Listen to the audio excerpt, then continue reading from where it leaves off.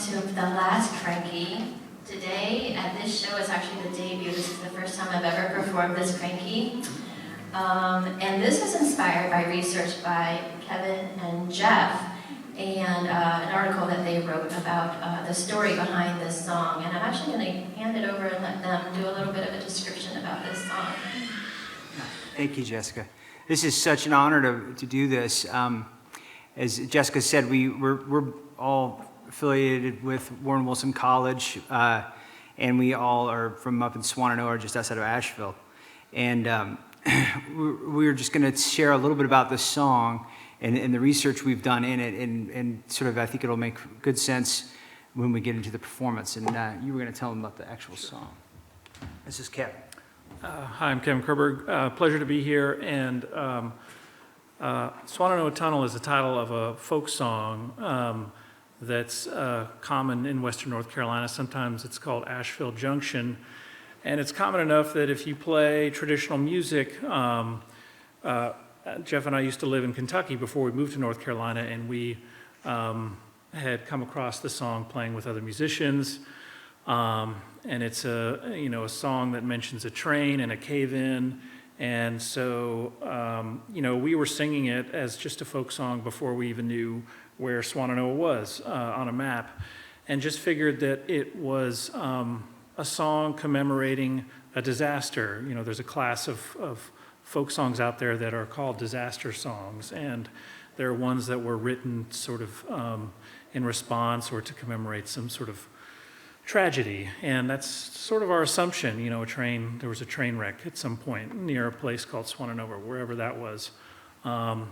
But when both of us ended up coincidentally working at Warren Wilson College in Swannanoa, we found out a lot more about this particular story in the song. Yes, so Kevin and I were teaching a class together on folk music and work in the mountains, and we were like, well, we'll just do a little study on this song, and it'll be an example to everybody of how you can tell a story behind the song. But then we were shocked to learn that it was not a disaster song, that in fact it was a song commemorating the effort and work of incarcerated people, mostly black people, who were building this tunnel. This tunnel was one of 7 tunnels, and they were also laying track and establishing this whole railroad system that transformed Western North Carolina. But what's really interesting is that the corporation, well, there's several things that are interesting, but one is that the corporation who owned this rail line was owned by the state, and then they were benefiting directly from this work, but it was the state that was sending people to prison under Jim Crow laws. And the deeper we got into it, the more we realized this song was really a song of profound oppression, and very different than a disaster song. It was a work song. What was interesting, among many things, again, is that the labor was so intense. And one profound example that's relevant here is that the men who were doing this work, and there were some women, but the men were in charge of most of the hard labor, and they were made to drag an entire train, a 17-ton train, the Salisbury, over a mountain.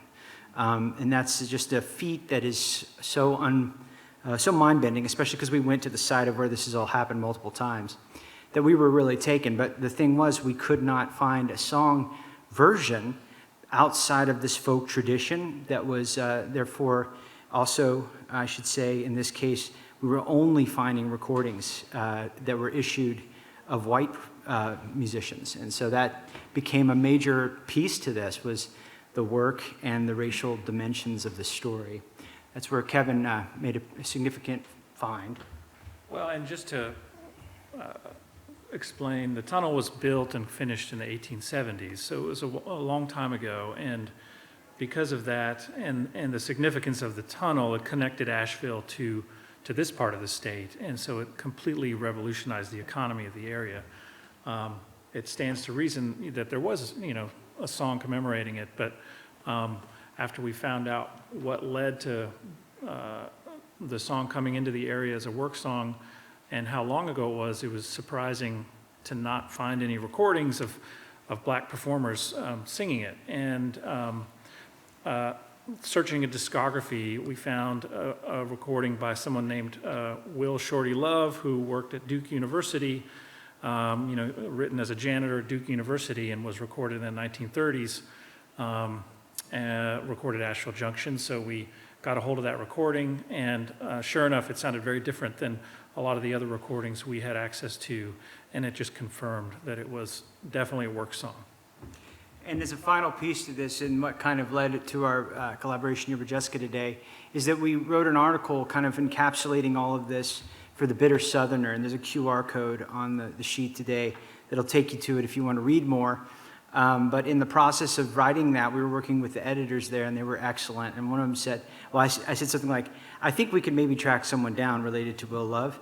And they said, then do that. And so we did, and we spoke with Clarice Thorpe, who was his granddaughter. She's since passed away, but we were in touch with her afterward and with the article and discussed all of this with her at great length right before the pandemic and other family members. And it was amazing because not only did the song change for us as we learned this research, but Will Love completely was transformed by that meeting in our imagination, because whereas he was listed as a janitor, he actually had been a mail delivery person, and this name Will Shorty Love that was ascribed to him by the folklorist was, we were just mentioning it, and they said, oh, never heard anyone ever call him Shorty. He was Will Love. And so we keep that in mind now when we're doing any research into music about how much gets obscured. And this piece is a really beautiful rendering of that visually.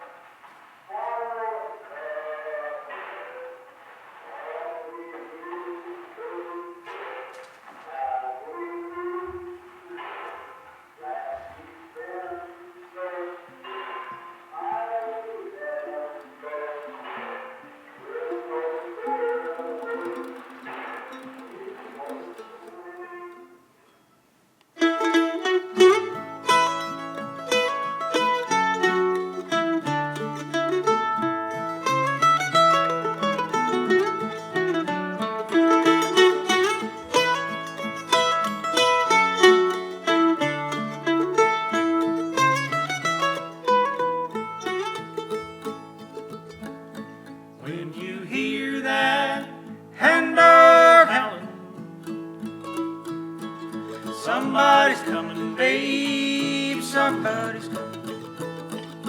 Asheville Junction, Swannanoa Tunnel. It's all caved in, babe, it's all caved in.